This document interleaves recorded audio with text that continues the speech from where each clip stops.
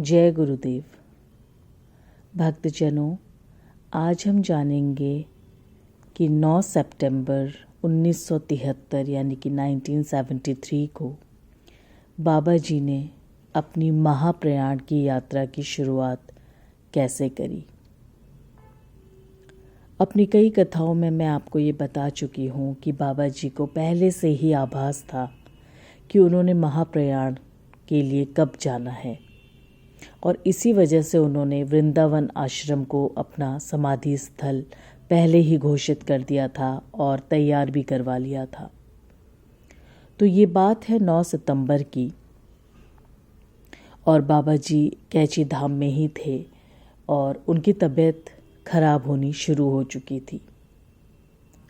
उनके भक्त उनको आगरा बुला रहे थे और उनका ये कहना था कि आगरा में बहुत अच्छा हॉस्पिटल है और वहाँ उनको एडमिट किया जाएगा और अच्छी तकनीकी मशीनें हैं जिनसे बाबा का इलाज होगा। लेकिन बाबा तो सब कुछ जानते थे। तो 8 तारीख को जब बाबा अपने भक्तों के साथ बैठे हुए थे, सिद्धि माँ उनके साथ थी, तो अनायास ही बाबा ने कह डाला कि मर गया तेरा बाबा, अब नहीं आएगा। सिद्धि माँ नहीं समझ पाई इस बात को। उन्हें लगा कि ऐसी बातें क्यों कर रहा है मेरा बेटा, लेकिन बाबा को आभास हो गया था। 9 तारीख को बाबा ने सिद्धि माँ को अपने पास बुलाया।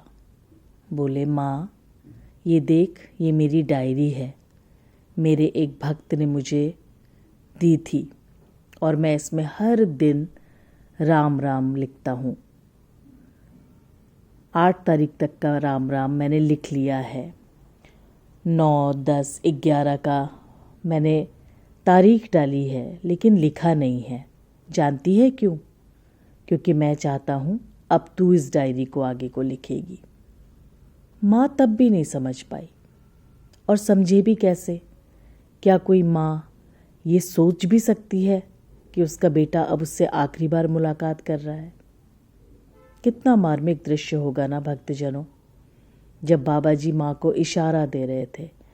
और बहुत कहते हैं बाबा जी उस वक्त इमोशनल थे, बहुत ज़्यादा वो माँ से बिछोड़ने का जो एक दर्द होता है उसको महसूस कर रहे थे, उसको पल पल जी रहे थे।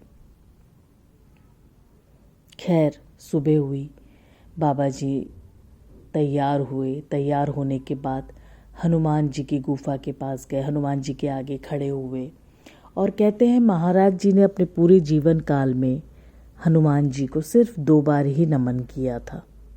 एक जिस दिन उन्होंने इनकी स्थापना की थी यहाँ पे, और एक दिन आज 9 सितंबर को जब वो यहाँ से जा रहे थे। उन्होंने प्रभु हनुमान के आगे हाथ जोड़े, और हाथ जोड़ के जैसे ही अगले प्रभु के आगे जाने लगे, उनका कंबल वहीं हनुमान जी के पास गिर गया। तो भक्तों ने उठाया, क्योंकि ठंड थी और बारिश का भी समय था, तो उठाकर जैसे ही उनके हाथ में देना चाहा, उन्होंने वो कंबल लेने से मना कर दिया। लेकिन भक्त नहीं माने। बाबा जी की तबीयत खराब थी। उन्होंने बाबा जी को पुनः वो कंबल ढाक दिया। उसके बाद बाबा जी लक्ष्मी नारायण मंदिर के आगे आए, हाथ जोड़े, सारे भगवानों को उन्होंने एक एक करके नमन किया, उनके आगे हाथ जोड़े, और जैसे ही प्रवेश द्वार के पास पहुँचे, बहुत ही क्या बताऊँ, मुझे बताते हुए अजीब सा महसूस हो रहा है कि बाबा जी ने एक बार पीछे मुड़ के सारे मंदिर को अच्छी तरीके से निहारा, जैसे कोई बच्ची अपने ससुराल जाते हुए मायके को देख के जाती है। बिल्कुल वैसे ही बाबा जी एक एक कोना निहार रहे थे, सिद्धि माँ को देख रहे थे, बहुत दुखी थे। और कहते हैं कि सिद्धि माँ से उन्होंने ये भी कहा कि माँ, जब मैं जाऊँगा ना इस दुनिया से, तो तेरे आगे मैं रोता हुआ जाऊँगा, लेकिन दुनिया के आगे मैं हंसता हुआ जाऊँगा। और कहते हैं जब माँ को वो डायरी सौंप रहे थे तो फफक फफक के छोटे बच्चों की तरह रो रहे थे, बहुत रो रहे थे। लेकिन जब पुनः वो बाहर आए तो वो भक्तों के आगे बिल्कुल वैसे ही चल रहे थे जैसे वो रहते थे।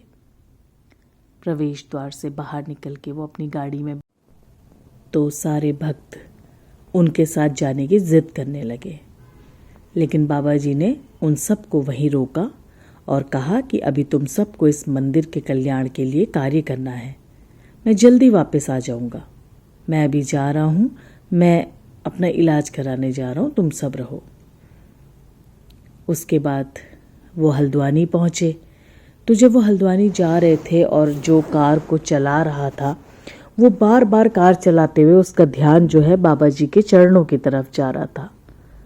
वो बताते हैं कि बाबा जी के चरण इतने बड़े हो गए थे कि ऐसा लग रहा था कि 1.5 फुट का एक पाँव हो गया है उनका। उसका वो कभी गाड़ी चलाता, कभी बाबा जी के चरण को देखता, लेकिन जैसे ही रेलवे स्टेशन में बाबा जी उतरे वो फिर से बिल्कुल वैसे ही थे जैसे वो लगते थे। बाबा जी को ट्रेन में बिठाया गया। बाबा जी ने जो भक्त साथ में आए थे नीचे तक, उन सब से विदा ली और आगे को चल दिए।